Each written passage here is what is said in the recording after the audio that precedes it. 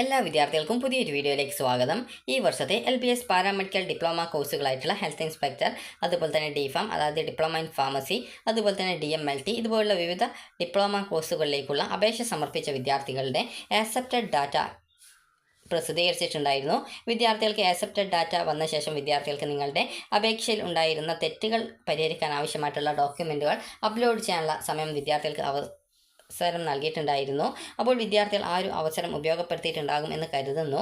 അപ്പോൾ വിദ്യാർത്ഥികൾ പലരും ചോദിച്ച കാര്യമാണ് ഈ ഒരു ഡേറ്റിന് നീട്ടുമോ എന്നുള്ള കാര്യം പ്രത്യേകിച്ച് അറിയില്ല. അതുകൊണ്ട് തന്നെ നിങ്ങൾ ചെയ്യേണ്ടത് LBS സെൻ്ററുമായിട്ട് കോൺടാക്ട് ചെയ്ത് കഴിഞ്ഞാൽ ഇനി ആ ഒരു ഡേറ്റ് നീട്ടുമോ ഇല്ലയോ എന്നുള്ള കാര്യം നിങ്ങൾക്ക് അറിയാനായിട്ട് സാധിക്കുന്നതാണ്. അപ്പോൾ അവരുടെ കോൺടാക്റ്റ് നമ്പേഴ്സ് നിങ്ങൾക്ക് ഇവിടെ വെബ്സൈറ്റിൽ തന്നെ ഇവിടെ സൈഡിലായിട്ട് 3 ലൈൻസ് ഉണ്ട്. അവിടെ കോൺടാക്റ്റ് അസ് എന്ന് പറഞ്ഞുകൊണ്ട് ഒരു ലിങ്ക് കൊടുത്തിട്ടുണ്ട്. അതിൽ ക്ലിക്ക് ചെയ്യുക. ക്ലിക്ക് ചെയ്യുന്ന സമയത്ത് നിങ്ങൾക്ക് ഈ ഒരു LBSൻ്റെ മെയിൻ ഓഫീസിൻ്റെ നമ്പേഴ്സ് കിട്ടുന്നതാണ്. അപ്പോൾ നിങ്ങൾക്ക് ഈ ഒരു നമ്പേഴ്സിൽ കോൺടാക്ട് ചെയ്ത് കഴിഞ്ഞാൽ നിങ്ങൾക്ക് അതായത് അലോട്ട്മെൻറ്റുമായി ബന്ധപ്പെട്ട കാര്യങ്ങളൊക്കെ അന്വേഷിക്കാൻ വേണ്ടിയിട്ട് ഇവിടെ നമ്പേഴ്സ് കൊടുത്തിട്ടുണ്ട്. അപ്പോൾ നിങ്ങൾക്ക് കോൺടാക്റ്റ് ചെയ്ത് കഴിഞ്ഞാൽ നിങ്ങൾക്ക് നിങ്ങളുടെ ആ ഒരു സംശയങ്ങൾക്ക് ഉത്തരങ്ങളൊക്കെ നിങ്ങൾക്ക് അറിയാനായിട്ട് സാധിക്കുന്നതാണ്. അപ്പോൾ വിദ്യാർത്ഥികൾ ചോദിച്ച പ്രധാനപ്പെട്ട കാര്യമായിരുന്നു ഓപ്ഷൻ രജിസ്ട്രേഷൻ്റേത്. അപ്പോൾ ഓപ്ഷൻ രജിസ്ട്രേഷനുള്ള അവസരം ഈ ആഴ്ച തന്നെ ഉണ്ടായിരിക്കുന്നതാണ്. കാരണം ഇതുമായി ബന്ധപ്പെട്ട് ഗവൺമെൻറ് അപ്രൂവ് ചെയ്തിട്ടുള്ള കോളേജുകളുടെ ലിസ്റ്റ് നിലവിൽ വെബ്സൈറ്റിൽ ഇന്നലെ പ്രസിദ്ധീകരിച്ചിട്ടുണ്ടായിരുന്നു. ഇവിടെ ഡൗൺലോഡ്സിൽ അപ്രൂവ്ഡ് കോളേജ് ലിസ്റ്റ് എന്ന് പറഞ്ഞുകൊണ്ട് കൊടുത്തിട്ടുണ്ട്. അപ്പോൾ ഏതൊക്കെ കോഴ്സ് പഠിപ്പിക്കുന്ന കോളേജുകളാണ്, അതുപോലെ തന്നെ അവിടെ എത്ര രൂപയാണ് ഫീസ് വരുന്നത്, അതുപോലെ തന്നെ അവിടെ എത്ര വീതം സീറ്റുകൾ ഉണ്ട് എന്നിങ്ങനെയൊക്കെയുള്ള ഡീറ്റെയിൽസുകൾ സാധാരണ കോളേജ് ലിസ്റ്റിൽ നൽകാറുണ്ട്. അപ്പോൾ നിങ്ങൾക്ക് ഈ ഒരു ലിസ്റ്റ് നോക്കുന്ന സമയത്ത് നിങ്ങൾക്ക് ഓരോ കോഴ്സിൻ്റെ ഡീറ്റെയിൽസ് കാണാം. അതുപോലെ തന്നെ ഗവൺമെൻറ് കോളേജ്, അതുപോലെ തന്നെ സെൽഫ് ഫിനാൻസ് കോളേജുകൾ, അതുപോലെ തന്നെ ഗവൺമെൻറ് കോസ്റ്റ് ഷെയറിംഗ് കോളേജുകൾ എത്രയുണ്ടെന്ന് ഇങ്ങനെയൊക്കെയുള്ള ഡീറ്റെയിൽസുകൾ കാണാൻ സാധിക്കും. അപ്പോൾ സെൽഫ് ഫിനാൻസ് അതുപോലെ തന്നെ ഗവൺമെൻറ് കോസ്റ്റ് ഷെയറിംഗ് കോളേജുകളിലും സെയിം ഫീസായിരിക്കും. അതായത് സെൽഫ് ഫിനാൻസിലെ ഫീസായിരിക്കും ഉണ്ടാവുക.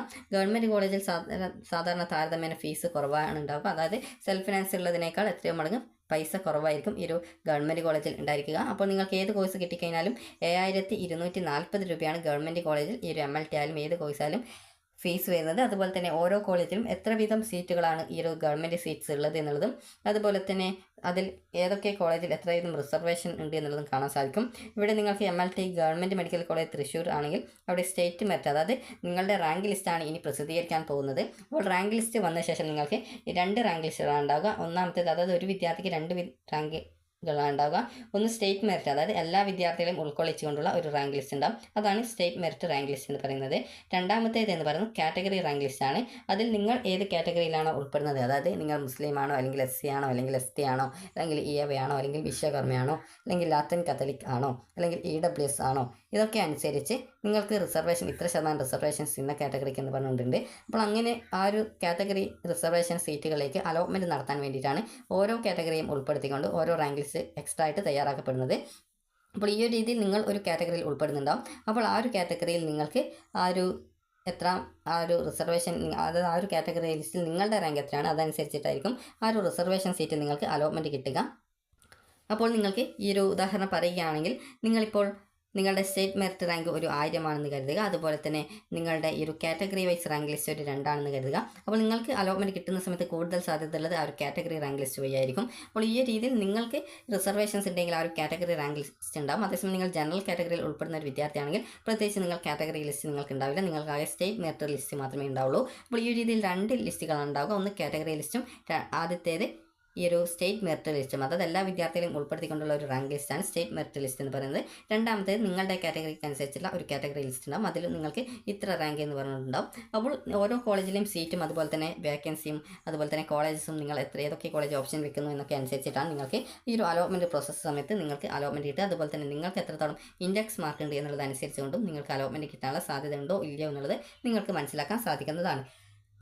അപ്പോൾ ഈ ഒരു ലിസ്റ്റ് നോക്കുന്ന സമയത്ത് നിങ്ങൾക്ക് ഓരോ കോഴ്സിൻ്റെ ഡീറ്റെയിൽസ് കൊടുത്തിട്ടുണ്ട്. അതുപോലെ തന്നെ ആ ഒരു കോളേജ് ഏതാണ്, അത് ഗവൺമെൻറ് കോളേജ് ആണെങ്കിൽ ഗവൺമെൻറ് കോളേജ് എന്ന് പറഞ്ഞുകൊണ്ടുണ്ടാകും. അതുപോലെ കോളേജിൻ്റെ കോഡ് ഉണ്ട്, അതുപോലെ കോഴ്സ് കോഡ് ഏതാണ്, അതുപോലെ തന്നെ എത്ര സീറ്റുകളുണ്ട്, അതുപോലെ മാനേജ്മെൻറ്റ് സീറ്റ് ഉണ്ടോ, അതുപോലെ ടോട്ടൽ എത്ര സീറ്റ് റിസർവ് ചെയ്ത് വെച്ചിട്ടുണ്ട്, അതുപോലെ തന്നെ ട്യൂഷൻ ഫീസ് എത്രയാണ്, മാനേജ്മെൻറ്റ് ഫീസ്, സ്പെഷ്യൽ ഫീസ്, അവിടുത്തെ കോൺടാക്ട് നമ്പർ എന്നിങ്ങനെയൊക്കെയുള്ള ഡീറ്റെയിൽസ് കൊടുത്തിട്ടുണ്ട്.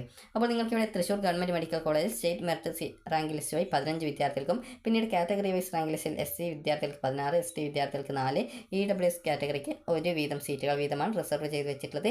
സ്റ്റേറ്റ് മെറിറ്റ് സീറ്റ് വഴി, അതായത് എല്ലാ വിദ്യാർത്ഥികളും ഉൾപ്പെടുന്ന റാങ്ക് ലിസ്റ്റിൽ നിന്നും 15 വിദ്യാർത്ഥികൾക്കാണ് ആ ഒരു കോളേജിൽ അലോട്ട്മെൻറ്റ് കിട്ടുക. അപ്പോൾ നിങ്ങൾക്ക് ഈ ഒരു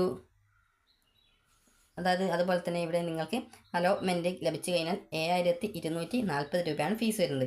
SC/ST വിദ്യാർത്ഥികൾ ആണെങ്കിൽ ഗവൺമെൻറ് കോളേജ് ആണെങ്കിൽ ഏകദേശം 1000 രൂപയോളമാണ് ഫീസ് വരുന്നത്. ആകെ ടോട്ടലായിട്ട് SC/ST വിദ്യാർത്ഥികൾക്ക് 1000 രൂപ മാത്രമാണ് ഫീസ് വരിക. ഇനി നിങ്ങൾക്ക് ഇതേ കോഴ്സ് തന്നെ സെൽഫ് ഫിനാൻസിൽ നോക്കുന്ന സമയത്ത് നിങ്ങൾക്ക് ഇവിടെ അതിൻ്റെ ഫീസ് വ്യത്യാസം കാണാം. അതായത് ഈ ഒരു കോളേജിൽ 15 മാനേജ്മെൻറ്റ് സീറ്റ് വരുന്നുണ്ട്, അതുപോലെ 15 ഗവൺമെൻറ് സീറ്റും അതായത് മെറിറ്റ് സീറ്റും വരുന്നുണ്ട്. അപ്പോൾ നിങ്ങൾക്ക് ഏത് സീറ്റിൽ അലോട്ട്മെൻറ്റ് കിട്ടിക്കഴിഞ്ഞാലും നിങ്ങൾക്ക് വരുന്ന ഫീസ് എന്ന് പറയുന്നത്, അതായത് ഗവൺമെൻറ് സീറ്റിലാണ് നിങ്ങൾക്ക് അലോട്ട്മെൻറ്റ് കിട്ടുന്നതെങ്കിൽ 27,500 രൂപയാണ് ഫീസ് വരിക. അതുപോലെ തന്നെ നിങ്ങൾക്ക് മാനേജ്മെൻറ്റിൻ്റെ ആ ഒരു സീറ്റിലാണ് അലോട്ട്മെൻറ്റ് കിട്ടുന്നതെങ്കിൽ 55,000 രൂപയാണ് വരിക. അതായത് 15 സീറ്റ് ഗവൺമെൻറ് സീറ്റാണ്, 15 സീറ്റ് മാനേജ്മെൻറ്റ് സീറ്റാണ്. ഗവൺമെൻറ് സീറ്റിൽ കിട്ടിക്കഴിഞ്ഞാൽ 27,500 രൂപയും ഒരു മാനേജ്മെൻറ്റ് സീറ്റിലാണ് കിട്ടുന്നതെങ്കിൽ 55,000 രൂപയാണ് ഫീസ് വരിക. ഇതുകൂടാതെ തന്നെ നിങ്ങൾക്ക് എല്ലാവർക്കും, അത് ഗവൺമെൻറ് സീറ്റായാലും അതായത് ഈ ഒരു മാനേജ്മെൻറ്റ് സീറ്റായിരുന്നാലും ആദ്യ വർഷം നിങ്ങൾ 10,000 രൂപ സ്പെഷ്യൽ ഫീസ് അടക്കണം, രണ്ടാം വർഷം 7,500 രൂപ സ്പെഷ്യൽ ഫീസ് അടക്കണം. അപ്പോൾ ഈ രീതിയിൽ ഫീസ് വരുന്നുണ്ട്. അപ്പോൾ നിങ്ങൾക്ക് ഏകദേശം സെയിം ഫീസ് തന്നെയാണ് ബാക്കി എല്ലാവിധ കോഴ്സുകൾക്കും വരുന്നത്. നിങ്ങൾക്ക് നോക്കുന്ന സമയത്ത് തന്നെ ഇവിടെ കാണാം. ബാക്കിയുള്ള കോഴ്സുകൾക്കും സെയിം ഫീസ് തന്നെയാണ് വരുന്നത്. പ്രത്യേകിച്ച് ഫീസ് സ്ട്രക്ചറിൽ പ്രത്യേകിച്ച് മാറ്റമൊന്നും വരുന്നില്ല. എല്ലാ കോഴ്സുകൾക്കും സെയിം തന്നെയാണ്. ഗവൺമെൻറ് ആണെങ്കിൽ ഈ ഒരു 7240 രൂപയാണ് വരിക ഏത് കോഴ്സിൽ കിട്ടിക്കഴിഞ്ഞാലും.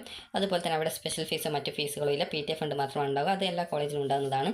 അതുപോലെ തന്നെ സെൽഫ് ഫിനാൻസ് കോളേജ്, അത് പ്രൈവറ്റ് കോളേജുകളൊക്കെ ആണെങ്കിൽ നിങ്ങൾക്ക് അവിടെ ഗവൺമെൻറ് സീറ്റിലാണ് കിട്ടുന്നതെങ്കിൽ 27,500, മാനേജ്മെൻറ്റ് സീറ്റിലാണ് കിട്ടുന്നതെങ്കിൽ 55,000 രൂപയും.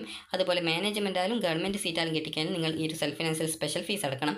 ആദ്യ വർഷം 10,000 രൂപയും രണ്ടാം വർഷം 7,500 രൂപയുമാണ് ഫീസ് വരിക. അപ്പോൾ ഈ രീതിയിലാണ് ഫീസ് സ്ട്രക്ചർ വരുന്നത്. അതുപോലെ തന്നെ ഓരോ കോഴ്സുകളുടെയും പേരും ഡീറ്റെയിൽസൊക്കെ കൃത്യമായിട്ട് സൂചിപ്പിച്ചിട്ടുണ്ട്. അതുകൊണ്ട് തന്നെ നിങ്ങൾക്ക് ഏത് കോഴ്സുകളൊക്കെയാണ് താല്പര്യമുള്ളത് എന്നത് കൃത്യമായിട്ട് മനസ്സിലാക്കുക. അതുപോലെ അവിടെ എത്ര വേക്കൻസി ഉണ്ട്, എത്ര രൂപയാണ് ഫീസ്, സ്പെഷ്യൽ ഫീസ് വല്ലതും വരുന്നുണ്ടോ എന്നിങ്ങനെയുള്ള കാര്യങ്ങളൊക്കെ നിങ്ങൾ പരിശോധിക്കുക. അപ്പോൾ നിങ്ങൾക്ക് ഈ ഒരു അലോട്ട്മെൻറ്റ് ായിട്ടുള്ള ഓപ്ഷൻ രജിസ്ട്രേഷൻ നിങ്ങളുടെ റാങ്ക് ലിസ്റ്റ് വന്ന ശേഷമാണ് പ്രസിദ്ധീകരിക്കുക. അതായത് ഓപ്ഷൻ നൽകാനുള്ള സൗകര്യം ഉണ്ടാവുക. ആദ്യം താൽക്കാലിക റാങ്ക് ലിസ്റ്റും പിന്നീട് മെയിൻ റാങ്ക് ലിസ്റ്റും വരും. താൽക്കാലിക റാങ്ക് ലിസ്റ്റ് വരുന്ന സമയത്ത് നിങ്ങൾക്ക് വല്ല പരാതികൾ ഉണ്ടെങ്കിൽ നിങ്ങൾക്ക് അറിയിക്കാവുന്നതാണ്. നിങ്ങൾക്ക് പ്രത്യേകിച്ച് പരാതികളൊന്നും ഇല്ലെങ്കിൽ പിന്നീട് മെയിൻ റാങ്ക് ലിസ്റ്റ് വരുന്ന സമയത്ത് പിന്നീട് നിങ്ങൾക്ക് ഓപ്ഷൻ നൽകാനുള്ള സൗകര്യം ഉണ്ടാവും. എന്തെങ്കിലും പരാതികൾ ഉണ്ടെങ്കിൽ അത് പരിഹരിച്ച ശേഷമാണ് മെയിൻ റാങ്ക് ലിസ്റ്റ് പ്രസിദ്ധീകരിക്കുന്നത്. അതിനുശേഷമാണ് വിദ്യാർത്ഥികൾക്ക് ഓപ്ഷൻ രജിസ്ട്രേഷൻ ചെയ്യാനുള്ള സൗകര്യം ഉണ്ടായിരിക്കുക. അപ്പോൾ നിങ്ങൾക്ക് ഈ ഒരു വീഡിയോ ഉപകാരപ്രദമായിട്ടുണ്ടെന്ന് കരുതുന്നു. അപ്പോൾ നിങ്ങൾക്ക് നിങ്ങളുടെ ആപ്ലിക്കേഷനിൽ ഇനിയും വല്ല തെറ്റുകൾ ഉണ്ടെങ്കിൽ നിങ്ങൾ LBS സെൻറ്ററിൽ കോൺടാക്ട് ചെയ്യുക. അപ്പോൾ അവിടെ നിന്ന് നിങ്ങളുടെ പ്രശ്നം പരിഹരിച്ചു തരുന്നതായിരിക്കും. അപ്പോൾ നിങ്ങൾക്ക് ഈ ഒരു വീഡിയോ ഉപകാരപ്രദമായിട്ടുണ്ടെങ്കിൽ ലൈക്ക് ചെയ്യുക, ഷെയർ ചെയ്യുക. Thank you for watching.